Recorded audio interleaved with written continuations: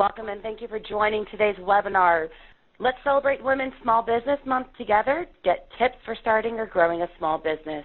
And with that, I'd like to turn the call over to Erin Andrew, SBA's Assistant Administrator for Women's Business Ownership. Erin, please go ahead. Wonderful. Thank you so much. And thank you to everyone on the phone. I wanted to just say a big happy Women's Small Business Month. I know every month should be Small Business Month for women, and we just really, we're really happy with all the great work women entrepreneurs are doing. We've seen a huge growth in the number of women entrepreneurs in the U.S., and I think we're going to continue to see that increase as the years go by. So just thank you to all on the phone who are accessing the resources available through the Small Business Administration, and we hope that we can be helpful as you not only start, but you also grow your business. I want to start out by just saying the agenda, we're going to really just go over an overview on women entrepreneurs, what the stats are, and this is slide number 2. And then we're going to give you an overview of the SBA programs that are available to you. The capital programs, the programs focused on innovation, the programs focused on contracting, and those focused on counseling. And then I want to leave it for questions because I know we get a lot of questions from folks just how to use these programs, what's working, what's not, and how specifically you can leverage the U.S. Small Business Administration to help with your business. So just an overview on women entrepreneurs, slide 3. Today, women make up about 36.3% of all non-farm U.S. business owners here. And we've seen a gigantic growth.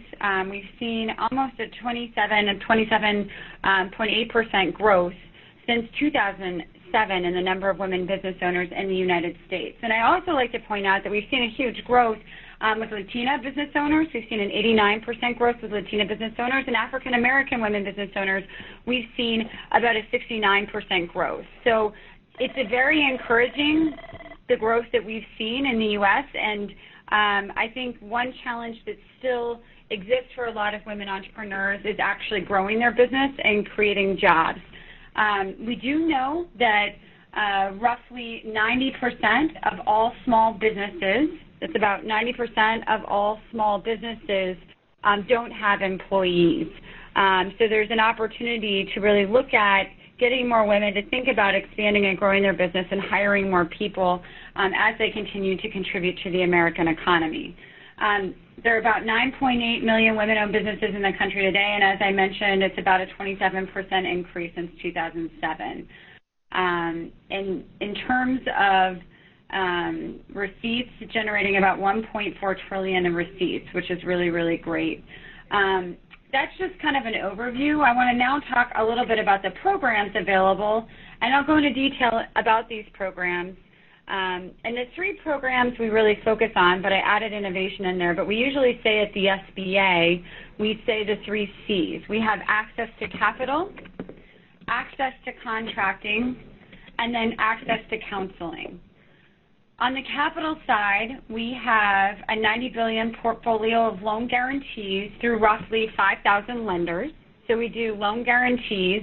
We also have $2.6 billion in growth capital available. That's debt and equity capital available through small business investment companies. And then one that's not on here is we also have a microloan program, which is $50,000 and below. And I'll talk a little bit more about that in a minute.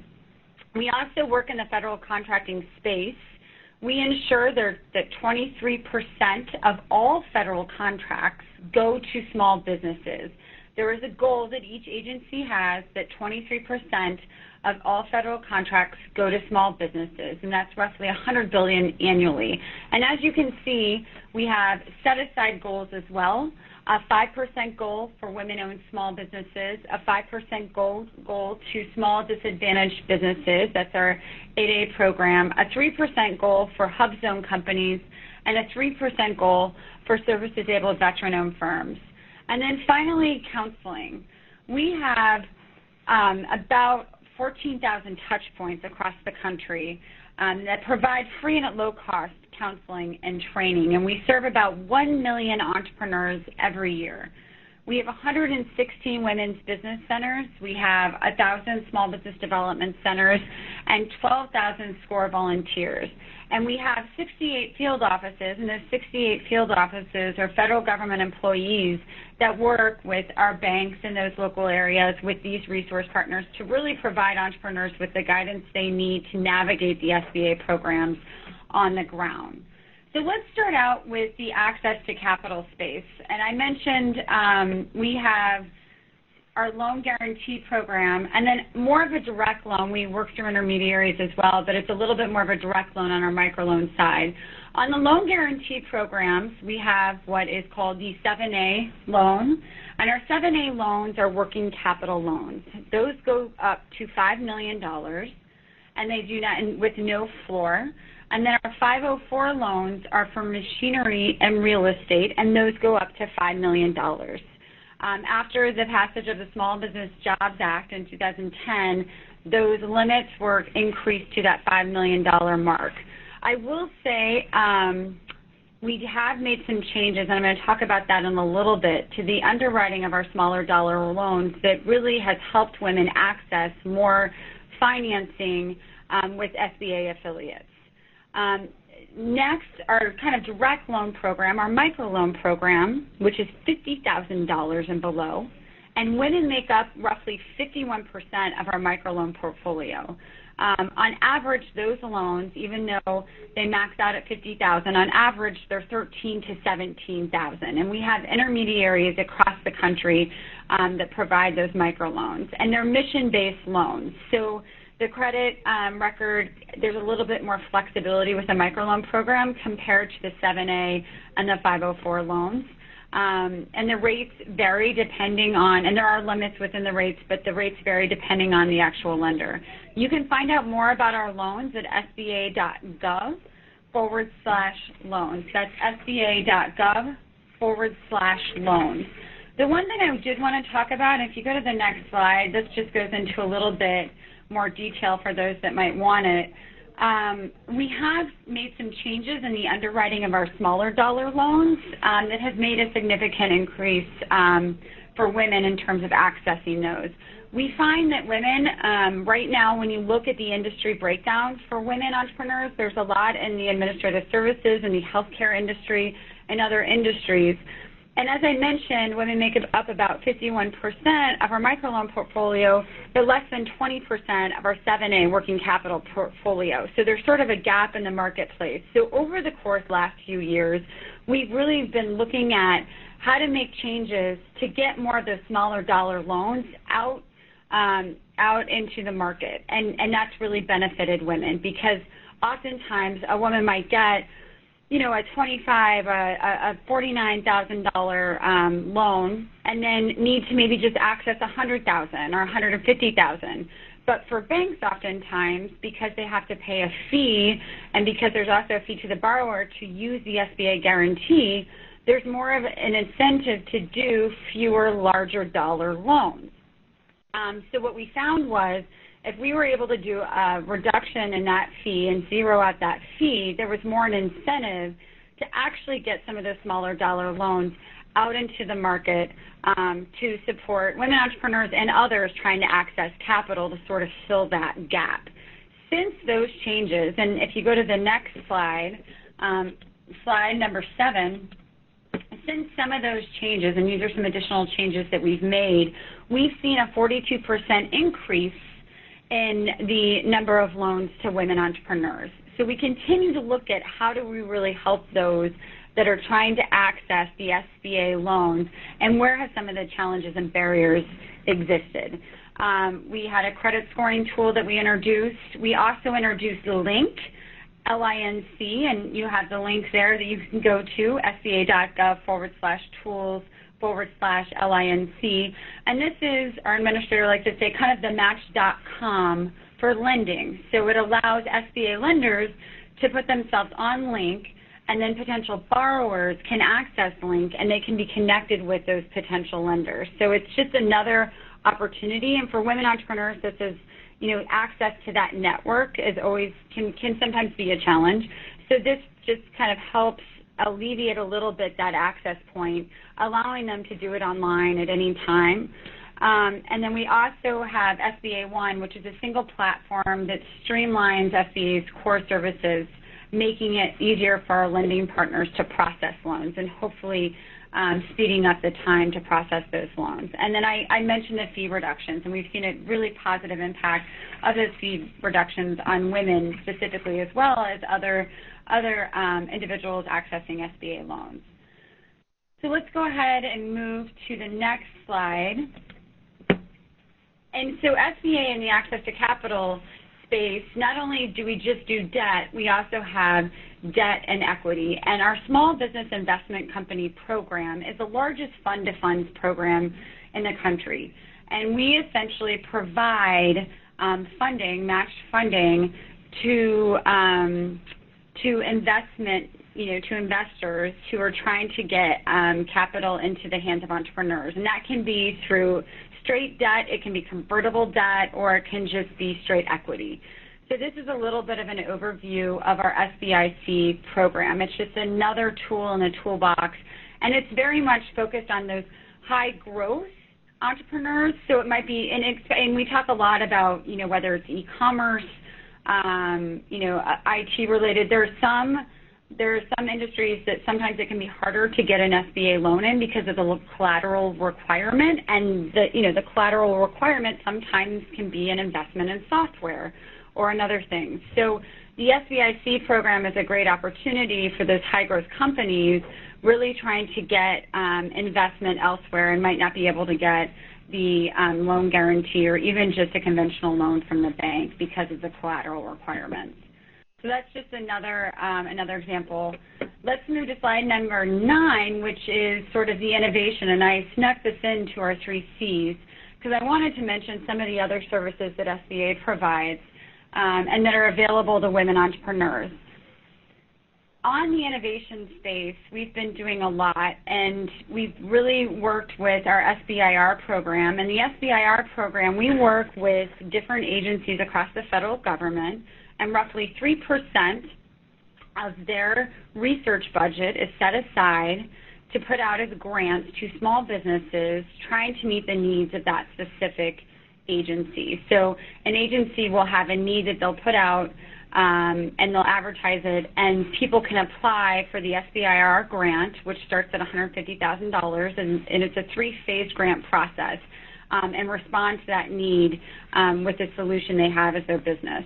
So that's one. Second, our cluster initiative. We've been really working with supply chains to identify how to support small businesses, especially Tier 2 or Tier 3 suppliers, and larger cluster organizations, industry cluster organizations across the country. And so we've been providing contracts to cluster entities to really support and help small businesses, especially in those industries where it's hard to compete as a small business, whether it be the defense industry or the energy industry. And what we do with our cluster program is these different entities help figure out how to bring costs lower, whether it's shared lab space that they'll pay for a group of small businesses trying to test their technology. That's one example. And there are a number of other examples depending on the industry where our cluster initiatives really support small business. And finally, in the innovation space, accelerators, we've invested, and that number has since increased. We are close to, I believe, 150 accelerators that we've invested in nationwide, and we've provided funding to those accelerators with this, and a lot of them have a specific focus on women and underserved populations as well. Moving to the next slide, contracting. And I mentioned this a little bit, and this has, essentially, we have a 5% goal.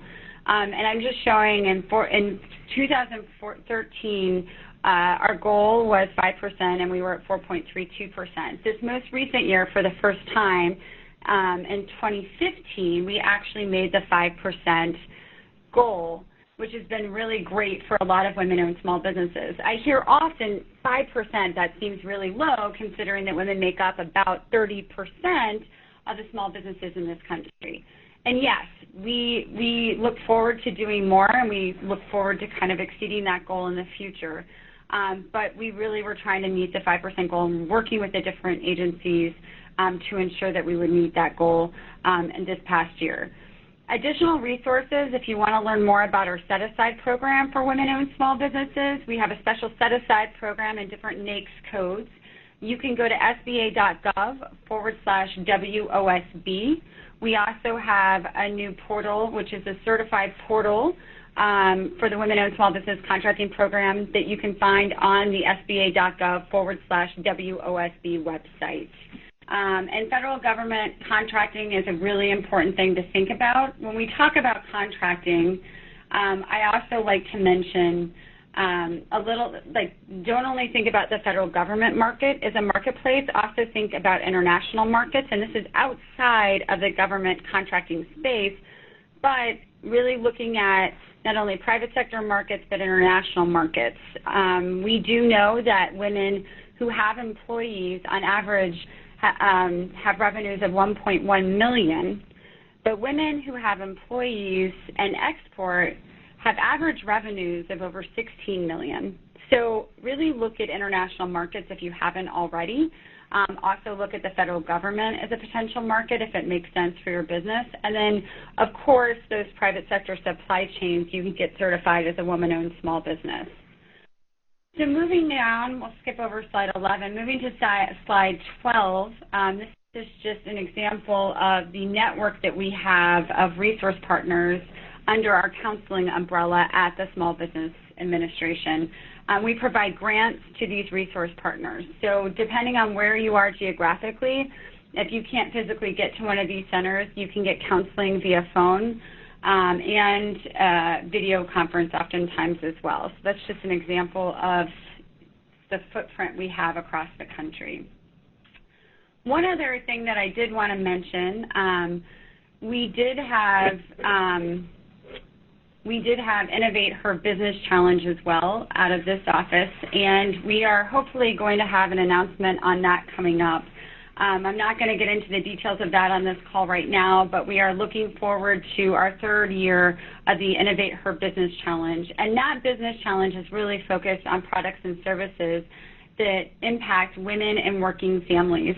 And we work closely with different organizations across the country who hold business competitions with the specific focus of impacting women's and working families' lives. And we have a national competition. Sometime next year, we'll be having a national competition after these local challenges to really highlight the top winners in those categories. So it's just kind of an overview, some additional resources. If you go to slide 14, our website, of course, the loans, and then the website for our contracting program. I want to leave it there and go ahead and go to questions. I know we only have about 7 minutes for questions, but I know there are probably a lot of good ones, so why don't I kick it back to you? Ladies and gentlemen, as we move to Q&A, please feel free to place yourself into our question queue by pressing #2 on your telephone keypad. Voice-over computer users can select the raise hand emoticon from the top toolbar. You will receive a notification when your line is unmuted. At that time, please then state your name and question. And then again, you can submit any written questions through the chat, and we will get to those once we go to some of the phone ones. I will go to the first caller in the queue. We'll go to the line of Linda Mitchell.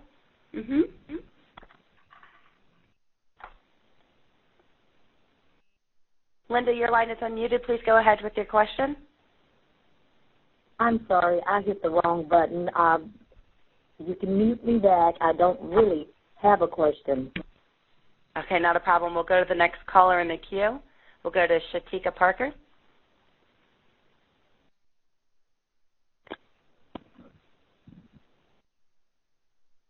Shatika, your line is unmuted.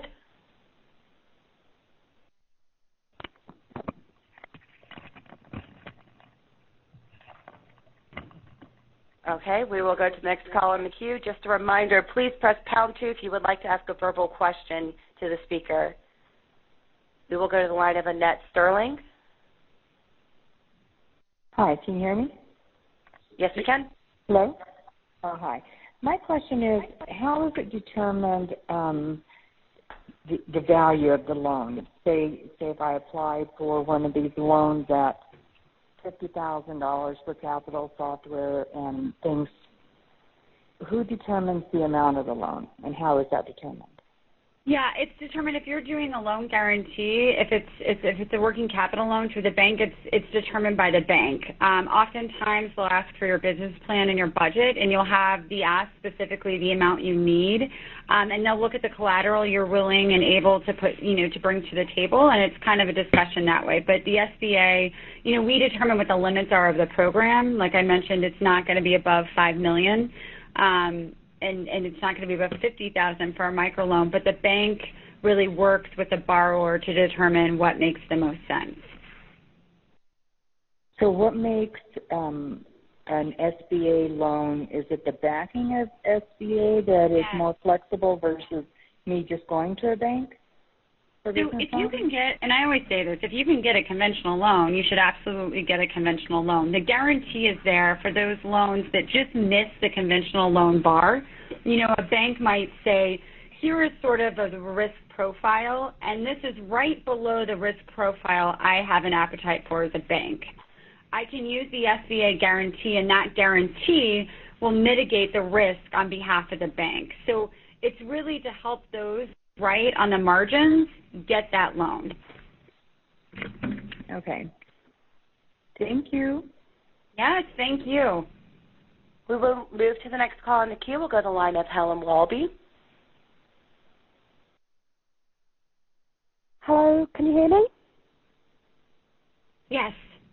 Excellent. I'm based in Wales. I've been really interested listening to what you're doing over in America. We don't have anything like the SBA in Wales, and obviously we are a very small nation. We only have 3 million people.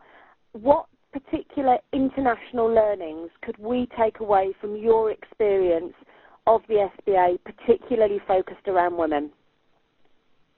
No, it's a great question, and we talk to a lot of our counterparts, and what's interesting, depending on the country, sometimes there are aspects of the SBA, but they're in different agencies across some of these international countries. I think the most popular one, we get a lot of questions about our contracting program. Internationally, sometimes that works in certain markets, sometimes it doesn't. That's definitely one we get questions about. But I think the access to capital piece is really critical. And as I mentioned, I don't think we realized how much of a difference that the incentivizing the banks on the smaller dollar loans could potentially, make on women. So I would actually assess, based on the industries where you see more women in your country, and it could be very similar to the U.S., it could be different, I don't know. Look at the size of the loan that those industries on average might demand, depending on which stage of business they're in, and make sure that the capital structures you have in place to provide access to capital match where that need is. Because I think in the U.S., that's something we realized after we did the fee relief. We knew there was a gap in the market, but we didn't realize how significant that gap was, especially for women. So I think the access to capital, and then finally, and I know I'm touching like all 3 C's with it, but we get a lot of questions on the technical assistance piece. I don't think people in the U.S. always realize, and there are a lot that do, but we don't have a big ad budget at SBA. We're a government agency, but that you can walk into these centers and get free and at low cost counseling and training. So if you have a question about your business plan, you don't know how to do social media and you're really intimidated by it, but it's really important to your business. You're not sure if your financials are right, but you need a second or third opinion. That free access to mentoring and counseling and training makes a big difference. So we've also talked a lot about replicating, especially our Women's Business Center model internationally. We've had different countries that have picked that up and really looked at that as an opportunity. So the contracting, depending on the country, sometimes that's popular. Definitely the access to capital and matching the needs of the women in business in your country to those size of loans or size of capital that's available. And then I think that counseling piece is a critical. I hope that's helpful. Yeah, the Federation of Small Businesses in the UK has done some research around this recently, and 2 of the key pieces that came out of their research were around access to capital and were around mentoring and support. So it's really interesting that these are 2 key areas that you think are particularly beneficial in America as well. So thank you very much for sharing that with me. I really appreciate it, and that's something we'll go and look at more. So thank you. Absolutely, and we're happy to be helpful in whatever way possible. We do have another caller in the queue. Okay. Summer Farrell, your line is unmuted. Please go ahead. Hi, my name's Summer. I'm calling from Miami. I was calling about startup loans, and I guess the mentoring that goes behind researching how to do a business plan. Do y'all help with that? Yes. Well, so we do have some online courses. If you go to SBA.gov, we do have some online training courses, and we have a business planner template tool just to get started. You can see if it's what you want to follow. I really highly recommend. You're in Miami, Florida, correct? yes. I recommend going to our local SBA district office, and then also they can help guide you to the best resource partner locally for you, or even just going directly to an SBA resource partner. They're all under local resources on our SBA.gov website. A lot of times they have, actually, I think almost all of them have classes on how to write a business plan. They can sit down and go over your existing business plan. They can give you templates depending on what stage you are. So that's my recommendation, is to really, use that help and use some of the templates that are there, because they're pretty strong templates. Excellent. Okay. Well, thank you. Thank you. And do we have any more in the queue? Because I have another point I forgot to make. We do, but if you want to go ahead and make that point, and then we'll come to another caller on the line. One point I forgot to make when I talked about our small business investment company program, it's the debt and equity program. We recently, actually last week, came out with a report that looked at those funds in the small business investment company program, and looked at the makeup of gender and other demographics, and looked at how women who received funding from our SBIC funds were doing, but then also what was interesting and what we found, two really key takeaways. One, if you have women fund managers or women someplace in that funding team, they were more likely to invest in other women.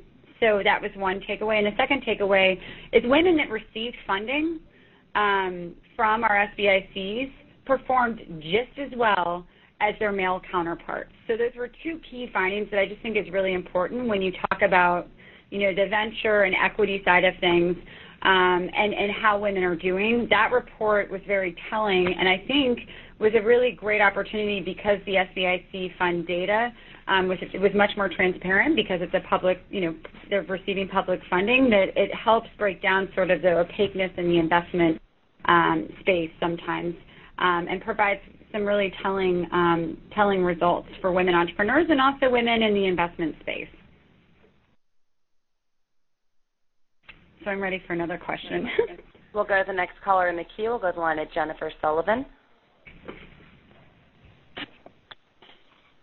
Hi, yes. I have worked for the same employer for about 20 years, and I just come to realize that I'm ready to have my own small business. I'm actually interested in a company that's already developed and has a customer base, and I think, with some improvement could really grow.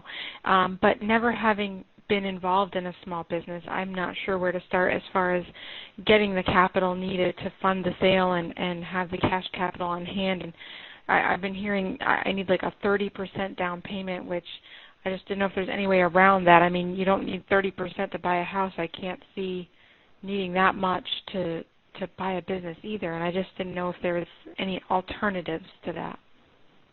So my recommendation is really to talk to your SBA district office. I mean, we do use the SBA guarantee, can be used and has been used to acquire for M&A. and acquire small businesses in the past, and that is a possibility. You don't necessarily, it might not be a direct down payment from you. It could be the collateral. It could be other collateral that you could have, real estate, other things. That really, it's an individual case-by-case basis. It depends on the size of the loan, the industry, and the appetite of the bank. And so my other recommendation there, and this is something we've seen a lot, is you want to find a bank who understands the industry and then you feel you have a good relationship with. We sometimes, for example, in the government contracting space, we had a women business owner who had a contract from the federal government, but she couldn't find someone to lend her the money. A bank wouldn't lend the money because the collateral wasn't there, and they wouldn't look at that government contract as collateral. And so she had to find a bank that understood the federal government contracting space. And she found one, and she got funded, and she was able to get the contract. So I say that because I think different banks understand and have a different comfort level depending on the industry, and not all of them, but sometimes it can vary, and depending on the expertise of the loan officer as well. So my recommendation would be to look at the industry you're in, talk to the SBA district office, get their recommendation on banks that might make sense, that might understand that industry, and then also talk to them about a resource partner, someone you can sit down with to get everything together to make the case for that sale, and so before you go directly approach the bank. You can sit down and get prepped and make sure you have all the paperwork and questions answered so that you're ready for that conversation with the bank. Okay, great. Thank you so much. Yes, thank you. We will go to another caller. We'll go to the line of Elizabeth Cranford. Hello, my name is Elizabeth Cranford, and I'm calling from Illinois. My question is there an opportunity to get access to replayment of this webinar, and how do we do that? So you want a copy of the webinar. I believe that we will have a copy of this that we can send out. Correct, Jamie? Yes, it will be distributed to you. Do you go on to the website? Will we be able to go on to the website to have access to it, the SBA.gov website? I believe it'll come out as an email to all the participants. I'm not sure if it will go up on the website or not. I know it will come up. Everyone who's on this call now will receive an email with the link. Correct, Jamie? Yes, I believe so. Okay, that will be great. Thank you so much. That will be very beneficial to go back and review what we heard so we'll know how to access it on the SBA.gov website. Thank you. And I know we've got a ton of people on this call, but I'll go ahead and give my email address out, and I will try to answer as quickly as possible, but I can connect you with the right folks. My email address is Erin, ERIN.Andrew, ANDREW, with no S at the end, so like the old ESPN reporter with no S, so Erin.Andrew@SBA.gov. And we're an advocate for women entrepreneurs here, so if you have questions or you're not able to connect with the right person locally that you want to connect with, we will be as helpful as possible, so please contact.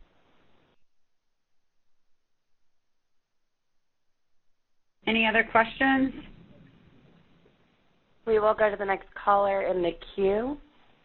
We'll go to the line of Cecilia Lalonde.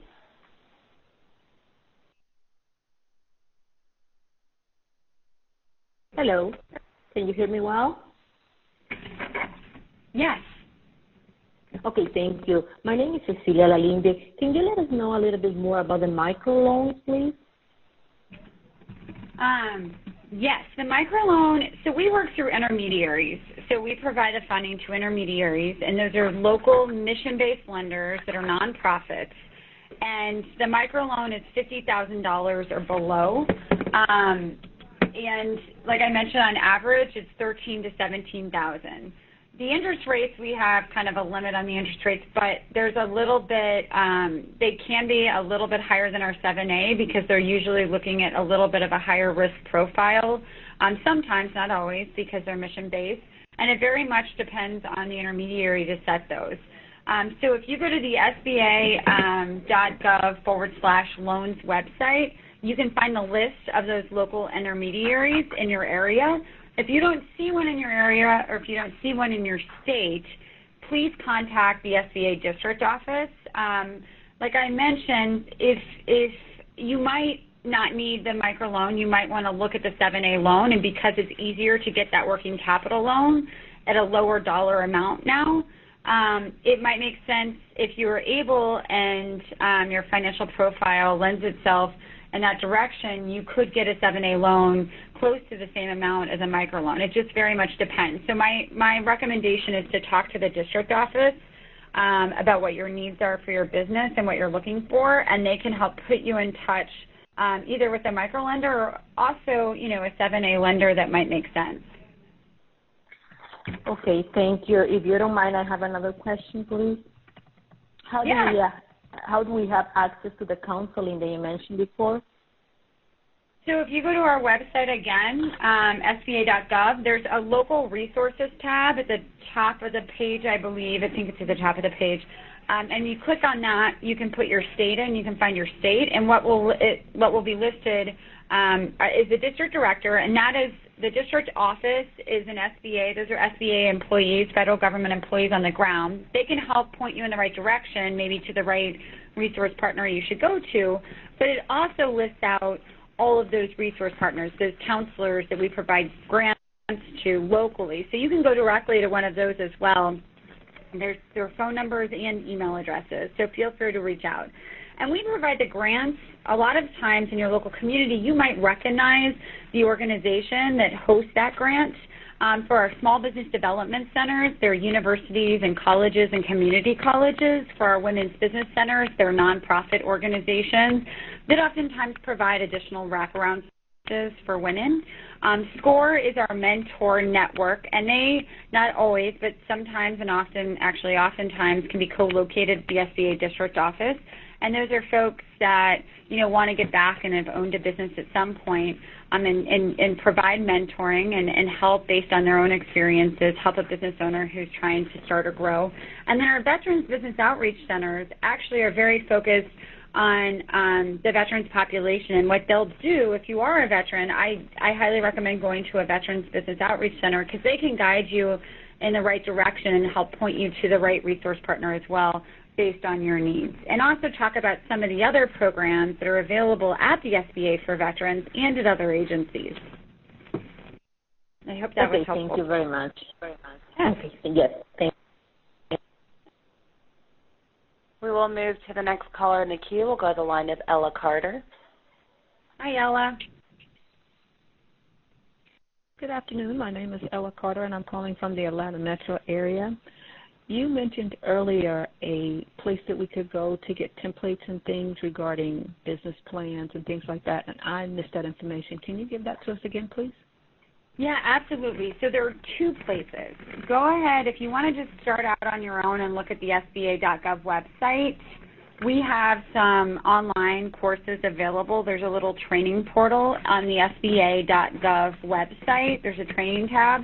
And there is a business planner template that we have on the SBA website. So that's kind of maybe the first place to start if you're just trying to gather information.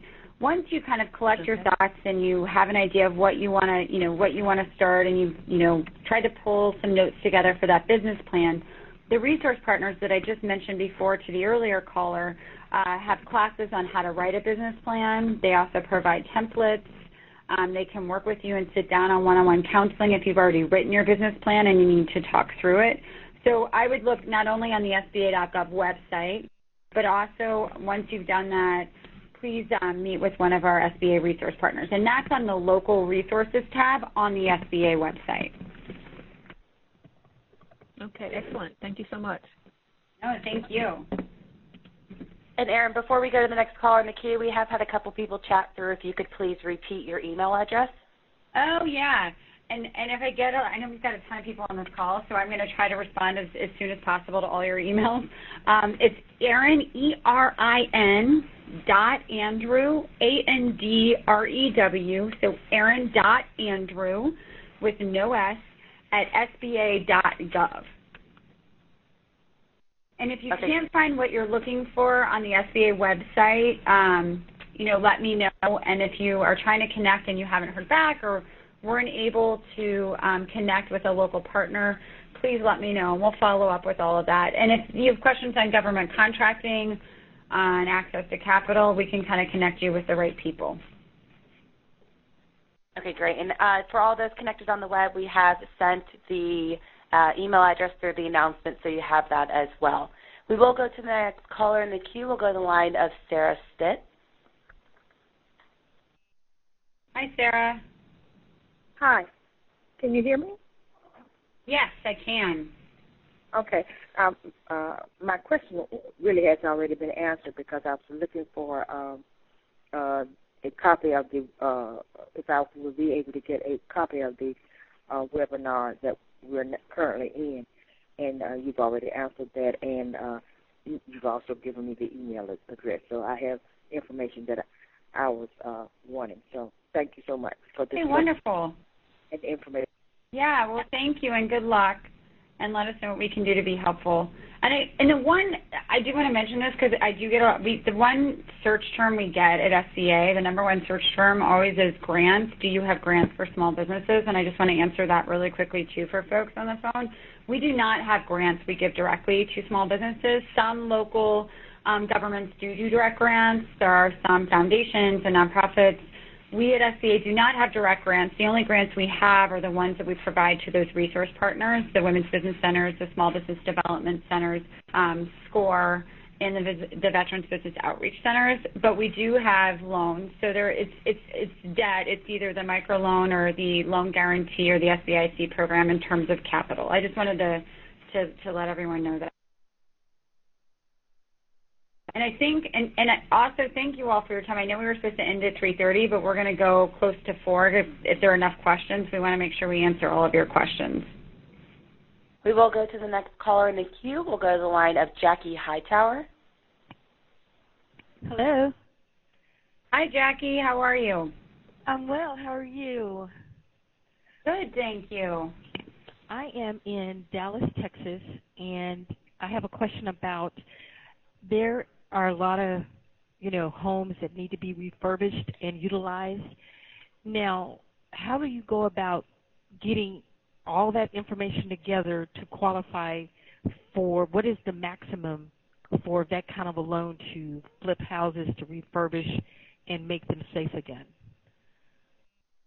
So that's a question I would sit down with a resource partner. I mean, it would be a business refurbishing and flipping, and I would sit down with a resource partner in the Dallas, Texas area. We've got a really good district office there.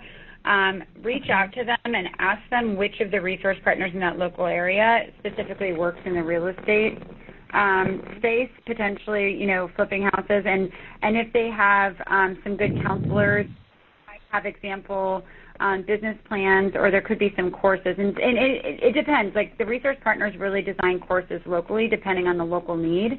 So there might be, courses in that space. But it's really kind of an individualized thing. So you'd have to sit down, lay out your business plan, think through the market you're looking at. You can, do some market analysis online, the types of homes, kind of what your margins could potentially be, pull some of that information together, do the homework, and then I would talk to our resource partner and figure out, who's done it in the past and who could potentially be helpful with finding some holes in that plan, or, figuring out the best way to find funding for that type of business. Okay. Now, in Dallas, where would the resource be? I'm in North Dallas, close to Addison and Richardson. Would I just go online to find out that information? Yeah, so if you go to local, it's the top. If you go to SBA.gov, right at the top it says local resources on the website. They have a map of the United States. You hit on Texas, and then it lists, and I don't know, we have, in terms of Dallas, actually, the Dallas-Fort Worth District Office, it's at 4300 Amon Carter Boulevard. But all of that information is on the website, and their phone number is there as well as the Google Maps directions. Okay.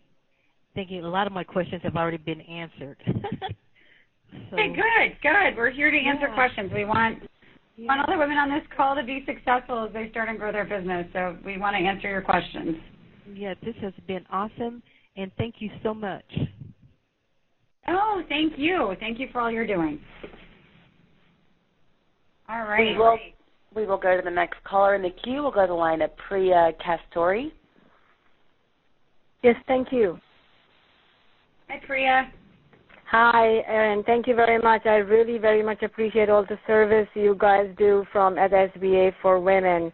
My question is, if I'm in the service industry of professional and management development training, that NAIC code, which means that it's like coaching, mentoring for leadership development, etc. How many requests do you get from the federal government for these sorts of things? I mean, do you have a good market for this?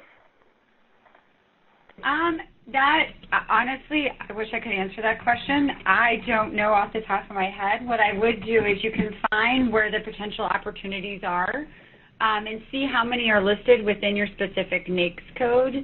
If you go to SAM, but I would start out with sba.gov/WOSB, and it'll list sort of where you look. And I also want to mention this on the government contracting side, we do have an online training course. It's the Government Contracting Classroom. So there's some specific online training courses to get you ready to figure out what the market potentially could be, how to find the buyers in the federal government, which entities, like which federal government contacts can kind of help you navigate and find the agencies you should be targeting for your specific NAICS code. So my recommendation for you and for anyone else looking at government contracting is to please go to sba.gov/WOSB. Take the government contracting online classroom courses available and then see what information's there. Those portals and directories are listed on that website.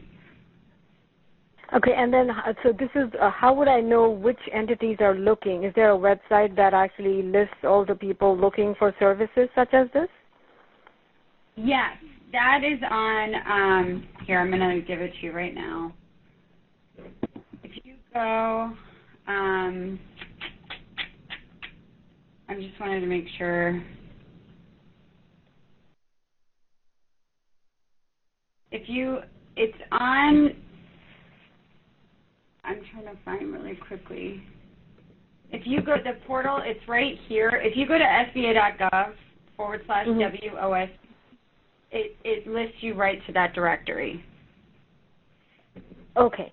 Okay, and if I have any questions, do you have like an email, not your personal email, if I have just standard questions, is there any place we can go for like info@or help@sba.gov or something?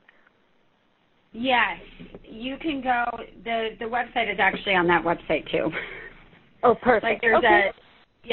If you have specific questions to government contracting, I mean, if you email me, I'll put you in touch with those folks, but there is a website on the website I just gave you. There is an email address. Okay, that sounds great. Thank you very much, Erin. I appreciate it. Yes. And Erin, we do have one last caller in our question queue. We will go to the line of Alice Johnson. Hi, Alice. Yes, thank you so much for your conference today. And someone just answered my question, so I really appreciate it. So thanks again. Oh, great. Wonderful. And on the government contracting side, I just want to mention, I didn't want to give you the wrong address. If you go to www.sam.gov, that's where the opportunities are located, but that is on the website, the sba.gov/WOSB. But I didn't want to give the incorrect email address or web address, but it is there. And it's actually under one of the first PowerPoint presentations on that website that kind of tells you what you need to do to get into government. Any other questions? We do have one last question that just came through. We'll go to the line of Jackie Duran. Okay, great. Hi, good. Can you hear me? Yes. Hi, Jackie. Hi, how are you? I'm Jackie Duran, and I'm in Miami, Florida, and I am trying to start a business, but I'm running into a couple of issues. I don't know how to figure out what kind of business to start, the type, as far as a C corporation, an S corporation, an LLC, or all that other good stuff. Along with that, I also am ex-military, and I am a woman. And I don't know, are there specific programs that are geared for women like me that could participate in both programs, or do I have to choose between a woman development program or being a veteran? Wonderful. Well, first, thank you so much for your service. We really appreciate that. To your question, in terms of the type of business, I don't want to give you counseling on the phone right now because I don't have all the specifics. So I would, as I mentioned, I would sit down with one of our resource partners on the types and look at the benefits based on the type of business and the industry you're in and what you want to get out of it. I mean, you can do, obviously, the research online, but if you're still kind of questioning, I'm not sure, I think I should do this, I think getting a second opinion and sitting down with a resource partner is what I would do if I were in your shoes. Number two, we love that we have women and who are also veterans, and our programs. We have programs. The Women-Owned Small Business Contracting Program, the Set-Aside Program, is for women. We have a service-disabled veteran-owned small business set-aside program for veterans.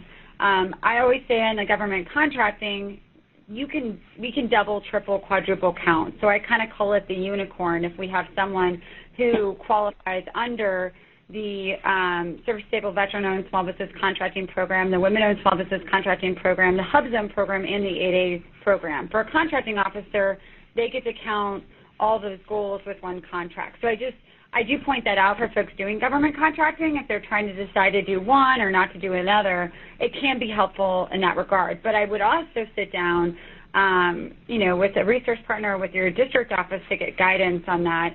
In terms of the which resource partner to go to, our women's business centers support and help out a lot of veterans, as do our small business development centers and our SCORE chapters. Our Veterans Business Outreach Centers, we have 19 of them, so they're not, sometimes they're more difficult to get to depending on, where you're located. And honestly, I have to remember, I don't have the map in front of me if there's one in Miami or not. There's not. I'm on SBA.gov, and I'm looking at the map. The only thing we have is resource partners at the FIU school at Howard International University. Great. So this is what I would recommend in your case. And so the Veterans Business Outreach Centers sometimes are in other states, but they cover that region. And those folks that are, in the Veteran Business Outreach Centers do a lot of traveling. So you very well have someone who comes down to Miami. I would reach out to the local district office and explain that you're a woman, you're a veteran, you want to be connected with the Veterans Business Outreach Center if there is one in the area, but then also which resource partner would you recommend that I go to as I'm starting my business? I want to maybe take a class on, the type of business to start, or I need to sit down with someone, I've done some research, and I have some existing questions on, should I be a V Corp, should I be an LLC? And ask the district office and, where they would send you based on kind of the information you give them. That would be my recommendation to you. And I would also, we also have, if you go to our website, there's a VWISE, which is, it's V-WISE, the Veteran Women Igniting the Spirit of Entrepreneurship. Sorry, we have a lot of acronyms in the federal government, but it is a specific intensive entrepreneurship training program for women veterans. So you actually, Jackie, I would look into that too. It's a great program that we do at SBA, and we have different cohorts throughout the year in different parts of the country. So that would be something to look at as well. Okay, you said it was, because I'm writing it down, but you were going to click Veteran Women Igniting the Spirit of Entrepreneurship. So I would just say it's V-WISE.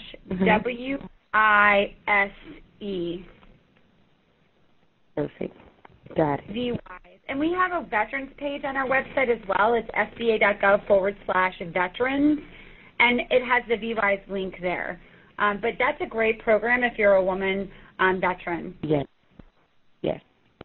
Okay, well, thank you so much for everything, Ms. Erin, and everybody else. Thank you so much. You guys have given us a lot of information. Oh, good. Well, thank you so much. Thank you for all you've done. I think that's it in terms of questions. I know we ran over, but I just want to say thank you to everyone for being on this call, for doing what you're doing, for looking at entrepreneurship as an option, or for looking at how to grow your business. We really appreciate the women entrepreneurs we have in this country, and we really need you. I think you're sort of the population in this country that's really going to carry our economy forward. So we are here at SBA to help. You go to SBA.gov. We have a lot of the resources that I mentioned. Please email me, go to our website, let us know what we can do to help, because you don't have to go it alone. I know it's a messy process. It's not always perfect when you start a business, and it can be a little chaotic, but do know that you have support in the Small Business Administration. So I think with that, we'll end the webinar, and thank you all so much, and happy Women's Small Business Month.